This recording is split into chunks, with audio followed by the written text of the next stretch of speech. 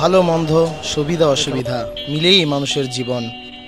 ব্যস্ত শহরে প্রত্যেকেই নিজ নিজ কাজে ব্যস্ত।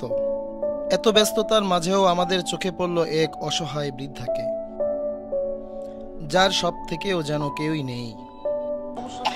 তার শারীরিক অবস্থা মোটেও ভালো ছিল না। প্রচণ্ড রোদে থাকার পরেও তার শরীর ছিল ঠান্ডা। প্রথমেই আমরা তাকে সরকারি হাসপাতালে নিয়ে যাই।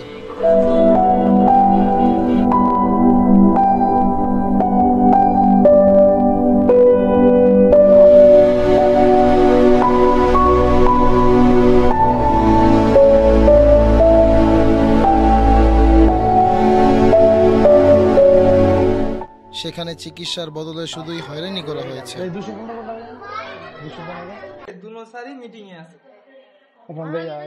অসুস্থ লোক ধরুন সম্ভব কি করবো বলেন?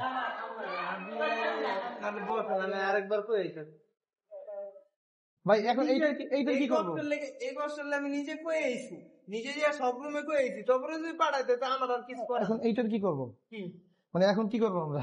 এখন আপাতত বস আসবে ডাক্তার কি আসবে? হ্যাঁ মানে ডাক্তার কি আসবে? আপাতত বসুন, আমি দেখতেছি। আচ্ছা ঠিক আছে। আচ্ছা 22-এ ডাক্তার কি আসবে? আজকে তাহলে এইটা লেখার কি যুক্তিগত কারণ আছে বলেন তো? আপনারা তোমার রোগী নাকি নাকি আপনার এখানে? তাহলে এইটা লেখার কি যুক্তিগত কোন কারণ আছে বলেন তো? এটা কোনো কথা না, কিন্তু এখানে লেখার কারণ কি জানে না বলেন? আমি বললাম ইমার্জেন্সি রোগী, সে এখানে পাঠাই দিচ্ছে।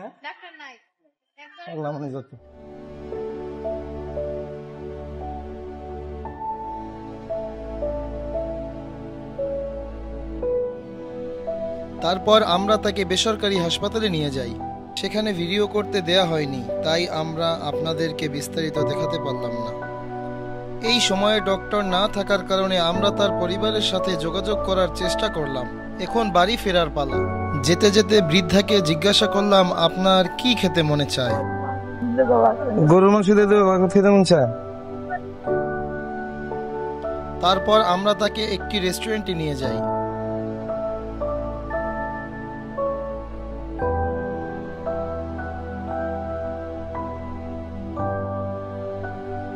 সেখানে সব থেকে ভালো দিক ছিল ওয়েটারদের ব্যবহার।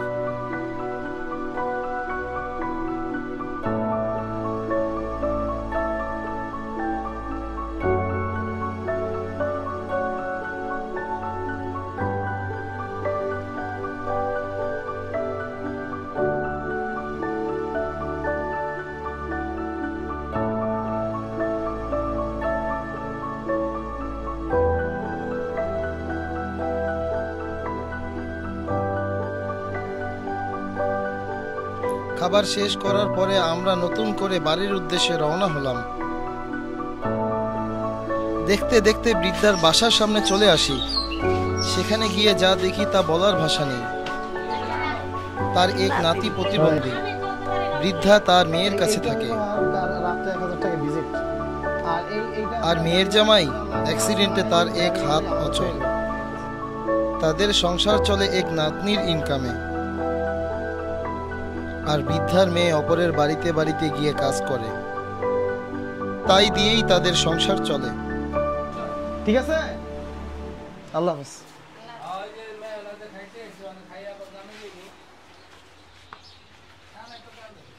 আসসালামু আলাইকুম। আজকে আমাদের দ্বিতীয় দিন। আজকে খালাকে দেখার জন্য আসলাম, আর খালার রিপোর্ট আসছে। রিপোর্টের কি অবস্থা এটাও আমরা দেখবো ইনশাল্লাহ।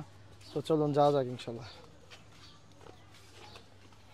মামুনিরা কেমন আছেন আপনারা? হ্যাঁ ভালো আছেন? আরে বলে কি মজা লাগে।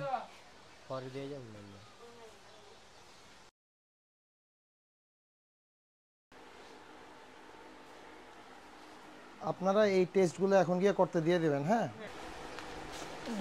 1000 2 3 4 কিন্তু এগুলো চলবে, এগুলো বন্ধ করতে পারবেন না। ঠিক আছে, আমরা তো আসলে যতদূর পারতেছি চেষ্টা করতেছি, মেইন কাজগুলো করে দিছি। আপনারাও চেষ্টা করেন ওষুধগুলো চালায় যাওয়ার জন্য, অথবা আমরাও নেক্সট টাইম আবার খালার খোঁজ খবর রাখবো ইনশাল্লাহ। এইটা হলো আপনার 3000 টাকা, মানে 3100 বা 3200 টাকা বা 3300 টাকা মতন লাগবে টেস্টে।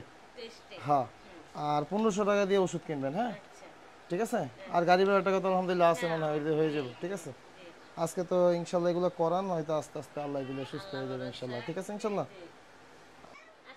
খালা যাইতে, হ্যাঁ বৃদ্ধার চিকিৎসা ভালো থাকেন, পর্যন্ত হ্যাঁ? আমরা তার দোয়া সাথে করেন ছিলাম। খালা, আপনাকে দোয়া ছাড়া আর কিছু বৃদ্ধার আমাদের 15 দিনের দরকার ওষুধ নাই, কিনে আসলে দিয়ে দোয়াটাই আমরা main তার জিনিস। থেকে বিদায় নিই। দোয়া করেন ইনশাল্লাহ, হ্যাঁ? আল্লাহ তাকে ভালো আর রাখুক, ইনশাল্লাহ আর ভালো আসলে রাখুক দেখবেন সমস্ত আমাদের। অসুস্থ দরিদ্র মানুষদের।